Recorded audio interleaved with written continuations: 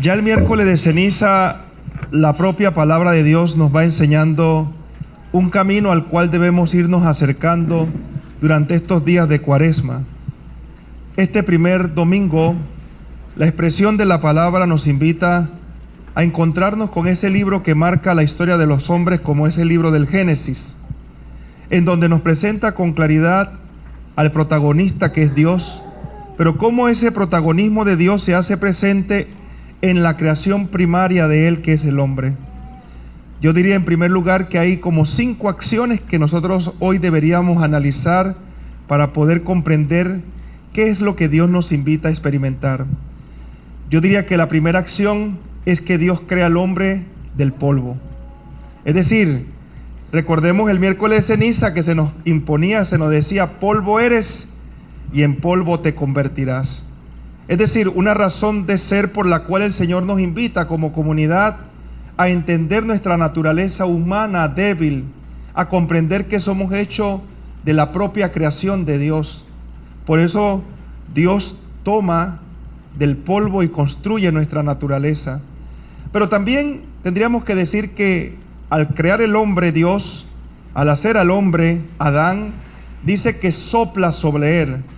Y yo tendría que manifestarle a ustedes, comunidad, que soplar es algo muy maravilloso. El soplo es el aliento de la vida. Es decir, que Dios nos está dando la vida, pero no cualquier vida. Está pasándonos parte de su ser. Nos está dando parte de lo que Él es, porque sopló. Y ese soplo marca nuestra historia.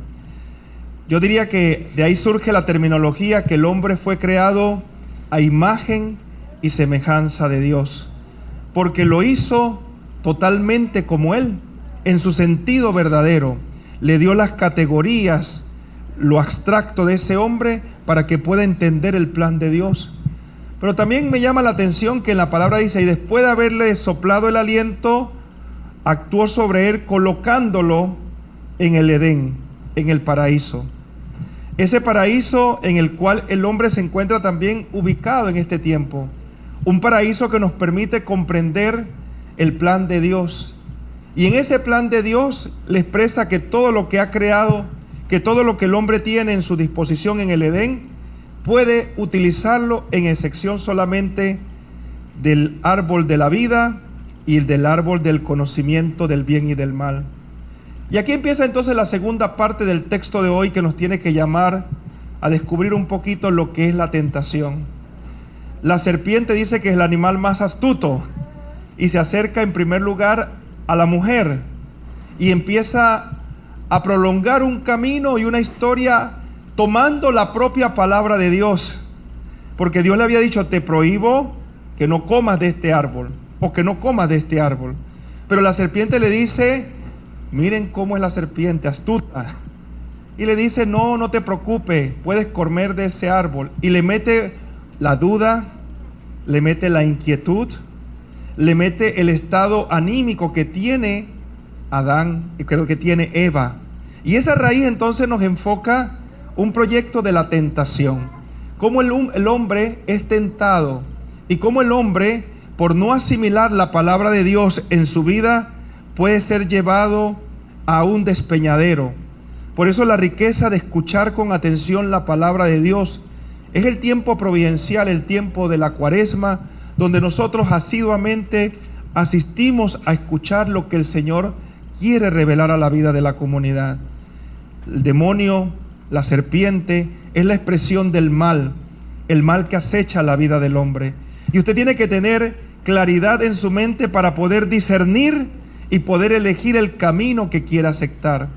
Solamente cuando Adán y Eva comen de la manzana, o del fruto, mejor dicho, porque nunca dice manzana, sino fruto, el fruto prohibido que se come, inmediatamente se le quita su conocimiento, entra en el conocimiento y pierde esa sensibilidad e ingenuidad delante del ojo de Dios. Por eso que se viste de higuera. Y yo creo que esto es fundamental hoy en nosotros, comprender ese misterio. Yo siempre veo la realidad de la vida en lo que nos expresa el Evangelio de San Mateo en este día. Jesús se retira 40 días al desierto. El desierto no es lugar de prueba. El desierto es el oasis donde el hombre se encuentra con Dios. Por eso Jesús, después de haber concluido el caminar hacia el desierto, de haber estado 40 días y 40 noches, empieza un proceso de tentación, un proceso en el cual el mal se acerca al hombre. Y por eso entonces descubrimos el primer lugar que el demonio se le aparece y le dice: convierte estos panes, estas piedras en panes. Esto nos recuerda el libro del Deuteronomio, capítulo 8, versículo 3.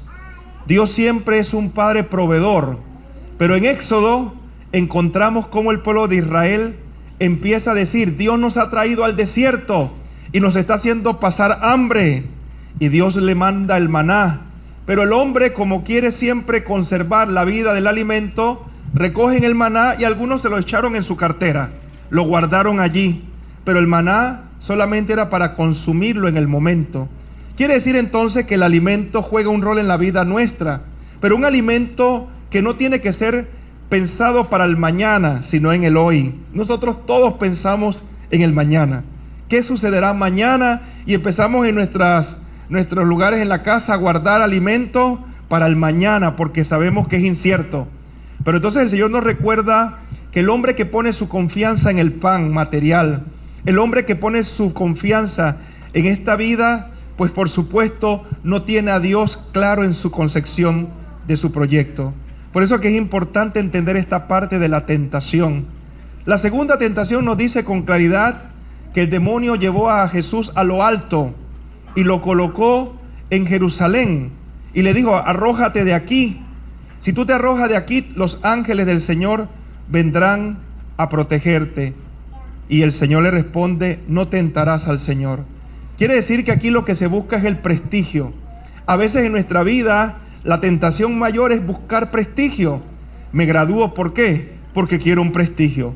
Busco un puesto porque quiero prestigio. Y no me interesa, quítate tú para ponerme yo. O serrucharle el piso al otro para poder tener un lugar. Por eso el Señor nos recuerda: no busques prestigio. Trata siempre de ser servidor. Trata siempre de compartir y experimentar en ese camino la confianza que el Señor te invita. Por eso, querido hermano, la tercera tentación nos da todavía mucha más claridad. Nos recuerda que el demonio llevó a lo más alto al Señor y le dijo claramente: mira, todo esto te lo entrego.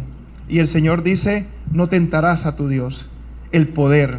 Yo diría que las tres situaciones que encontramos hoy en las tentaciones están relacionadas con el poder, el tener y el placer.